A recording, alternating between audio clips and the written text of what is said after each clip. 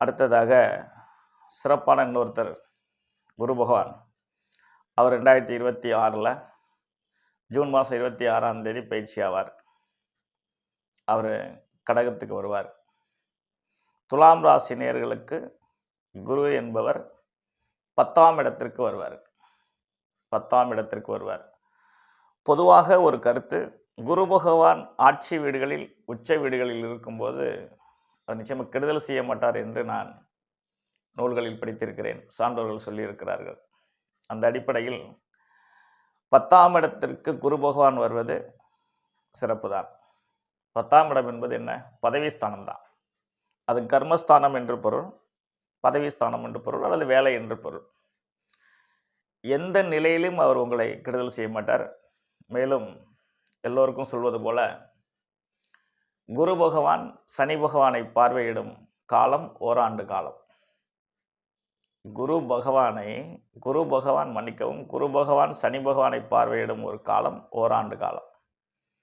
ஆகவே 2 அதிகோள்கள், அதாவது பலம் வாய்ந்த கோள்கள் ஒருவரை ஒருவர் சந்தித்துக் கொள்கிறார் என்பது ஒரு மிகப்பெரிய மகிழ்ச்சி. குரு வீட்டில் சனி பகவான் இருக்கிறார், குரு பகவான் அவரை பார்ப்பார். அவன் மேலும் குரு பகவானால் நன்மை ஏற்படுகிறதோ இல்லையோ, சனி பகவானால் ஆக வேண்டிய வேலைகள் மிகவும் சிறப்பாக இருக்கும். நம்ம முதல்ல சொன்னதுதான். சனி பகவான் தான் செய்ய வேண்டிய கடமைகளை சரியா செய்தாலே நாம் நிவர்த்தி தானே. ஆகவே குரு பயிற்சி என்பது சிறப்பான இடமே. சில பேருக்கு 4ஆம் இடத்தை பார்க்க போகிறவங்க வீடு, பூமி, வாகனம் அந்த மாதிரி கட்டுவதற்கான வாய்ப்புகள் இருக்குது, வாங்குவதற்கான வாய்ப்புகள் இருக்குது.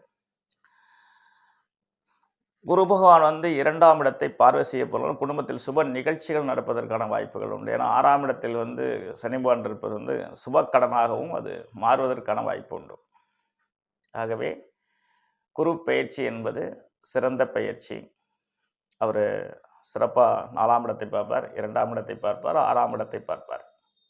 2ஆம் இடம் குடும்பஸ்தானம், குடும்பம் சிறப்பாக இருக்கும். திருமணம் ஆகாதவர்களுக்கு திருமணம் நடக்கும். 4ஆம் இடத்தை குரு பார்ப்பதனால் வீடு, பூமி, வாகனங்கள் நிச்சயமாக அமைவதற்கான வாய்ப்புகள் ஏற்படும். 6ஆம் இடத்தை குரு பார்த்தனால் எதிரி, நோய், கடன், விபத்து வழக்குகள் தவிர்க்கப்படும் என்பது சந்தேகத்திற்கு இடமே இல்லை. இவையெல்லாம் சுபமாக நடக்க வேண்டுமென்றால் தசா புத்தி சாதகமாக இருக்க வேண்டும். அதற்காக நீங்கள் ஒரு நல்ல ஜோசியரை பார்த்து, நீங்கள் நல்ல ஜோசியர் இல்லையா சார் கேட்கக்கூடாது, தொலைத்தொடர்பில் இருக்கவங்க இதை கேட்குறதுக்கு வாய்ப்புகள் இருக்குங்கிறதுனால தான் இந்த பதிவே.